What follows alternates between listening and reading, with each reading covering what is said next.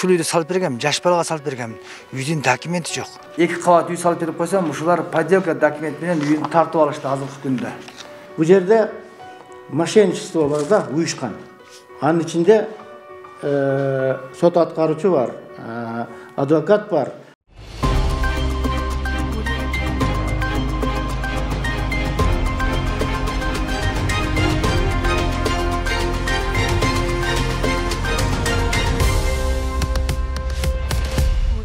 Эки этаж үй азыркы күндө менин атымда эмес, талашка түштү да. Документи жок, эч нерсеси жок. Бирок сиз салгансыз. Мен салганмын. Салып атасыз. Мен салып, мен азыркы чейин салып атам. Бул жерде жашы жетелик балага салганмын. Айылдагы апамдын үйүн сатып, наследник үйүм, документим бар. Ушул үйдү салып бергем, жаш балага салып бергем. Үйдүн документи жок. Бирок үйдүн документи болбосо дагы булар ушул сүлөкөт заборду чагып, кирип, сүлөкөт тартып, соттон акча жаратып алып атат. Үйдүн документи жок.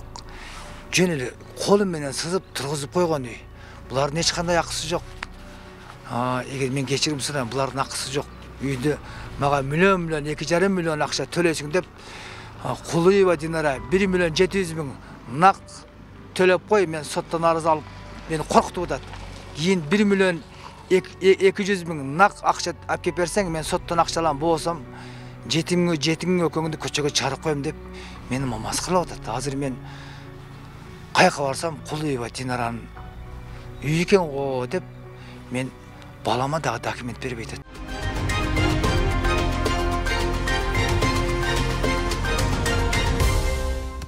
Кулуева Динара менен 2002-жылы баш кошуп, азыраак жашап, балалуу болбой, ортобузда балабыз жок. Кулуева Динара 2014-жылы карыздарын, компаниядан карыздарын төлөп, сотко арыз жазган. Биз балалуу болбогондуктан ажыраштык, жоопкер экөөбүздүн ортобузда талаш-тартыш эч нерсе жок деп ЗАГСын кыртырып кеткен. Карыздарын толук төлөп бергенмин. Себеби 2014-жылы. 2014-жылы төлөп берип, ЗАГСын, нике ЗАГСын кырктырып, өзү арыз жазып кырктырып кеткен. Анан 2015-2016-жылы Кулуева Динара адвокат Нургазиев менен жалдап, үйдүн коргоонун бузуп киришип, үйдүн документи жок, үйдүн сүрөккө тартып алып, 2015-жылы шаардык соттун Бакыт Сатылгановго подделка документти көргөзүп 1,770,000 акча өндүрүп алган. Эмненин негизинде десем, муну оценканы көргөзөт. Оценканы ачсак, бул оценка Бляшева НУ центр железнодорожный, адрес ЖД вокзал деп турат. ЖД вокзалдагы Бляшева НУ-нун бүт документин тактап, Бакыт Сатылгановдон 1,7 миллион акча өндүрүп алат. Бул документ башка бирөөнүн документи, Бляшеванын документи. Бул жерде Туракулов Шавкатбектин колу турат. Туракулов Шавкатбек ушул мезгилде начальник оценщик. Ушул мезгилде Москвада жумуштап жүргөн менин колум эмес деп бул отказ берип атат. Азыркы кезде, кече жакында мени чакырбастан туруп 560,000 индексация деп процент акча жаздыртып алды. Дагы бир айтып коюн нерсем, Кулуева Динара үй 2 жолу арестте турган кезде кадастр бөлүмүнөн Кулуева Динара Турдиевна Нуркулов Серке Абутовичтин өчүтүп туруп, базадан өзүнө жаздыртып алыптыр, мыйзамсыз. Ал кеткенден өзүң салдың үйдү? Ошону айтсам, аялым жок болчу бул үйдү салгандай. Алиги карыздарын төлөп сен аны жөнөткөнсүң мурун, 1 жыл мурун. Эми мындай да биз кыска боюбузду айтып коелу. Мен кичине кабарым бар, 6-7 жылдан бери ошо жигитти кыйнап атышат да. Бул жерде мошенничество бар да, уюшкан. Анын ичинде сот аткаруучу бар, адвокат бар, жана башка адамдар аркасында турат да, жана кулуй бар. Жалган документтер түзүшүп, келип, муну коркутуп туруп, 1,5 миллион деген ошону өндүрүп алып, бөлүп алышмак. Булар уюшкан мошенниктер да. Вот соттун чечими жок эле, тиги сот аткаруучу келип өзүнчө неме кылышка акысы жок да. Анан тиги документ фальшивый. Сыртында Көгарт адреси, а ичиндеги оценка железнодорожный вокзалдагы үйдө. Мындай жалган эле бир документ да. Муну уюшкан мошенниктер кыскасы. Муну ушинтип коркутуп акча өндүрүп алмак да. Ушул эле. Мына ушул киши мен дагы ушу ustaчылык жагынан аралашып калганмын. Эми азыр мындай болуп атат да. Бул кишиде жаш бала болуп атат. Бул киши аялы менен ажырашып, өзү жазып арызын. Бул келинди четтеткен эмес, кууган эмес, өзү ажырашкысы келип, арыз жазып, кагазын калтырып кетип атат. Эми кеткенден кийин бул киши үй салып, жаш баланы багып атса, үйдү жасалма документ менен талашып атат.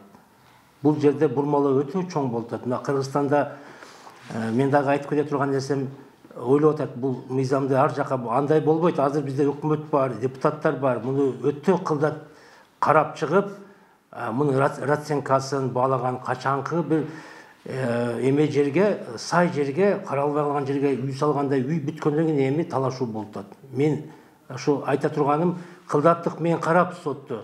Мына мунун жаш баласы бар экенин эске алып, ал келиндин бул үй салганга акча каражаты кетпегенин эске алып, кагаз жазып бергенин эске алып туруп, анан кийин чечим чыгарыңыздарды суранам.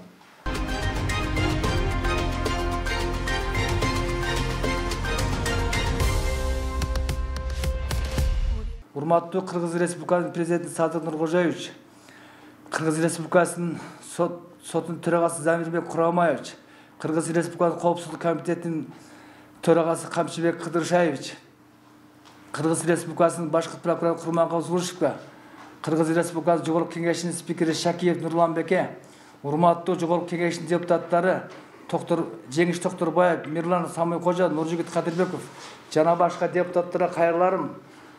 Ушундай бизде Жалал Абад шаарында жаш балага салып берген үйдү дагы бир кайталап коеюн. Оценка кылышып, башка бирөөнүн үйүн атына, ЖДВ вокзалынын атына акча чыгартып алышкан. Бул документ башка бирөөнүн документи. Сиздерден өтүнүчүм. Азыркы кезде Кулуева Динара 2 жолу арестте, госрегистрде арестте турган кезде өзүнүн атына жазып алып атат. Мен балага барып документ бер деп сурасам, жок, бул үй Кулуева Динараныкы дейт. Кадастр бөлүмү акысы жок. Соттон 2 жолу арестте турган мезгилде алар А, Ж, Б деп тамганы койгон акысы жок. Кулуева Динара Турдуевна дейт. 2007 жылы чыгып кеткен Кулуева Динара келип өзүнүн атына жаш баланын үйүн жаздырып алып атат.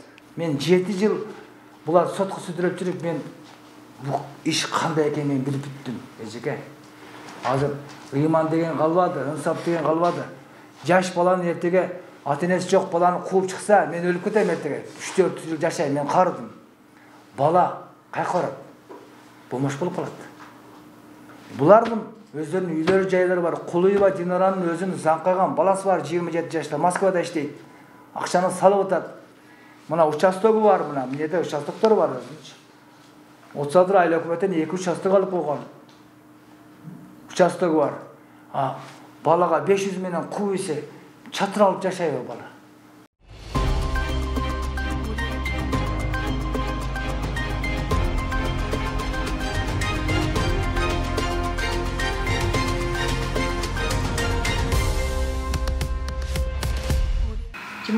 жылы арестте турган үйдүн 2 жолку документтери сиздер тараптан башка адамга берилип кетип атат да.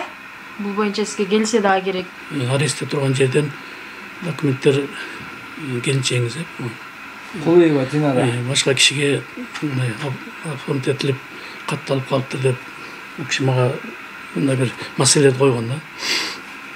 Анан бул киши койгондон биз тиешелүү иш кагаздарын көтөрүп карадык да, баягы эмне болду эле, кандай болду эле деп.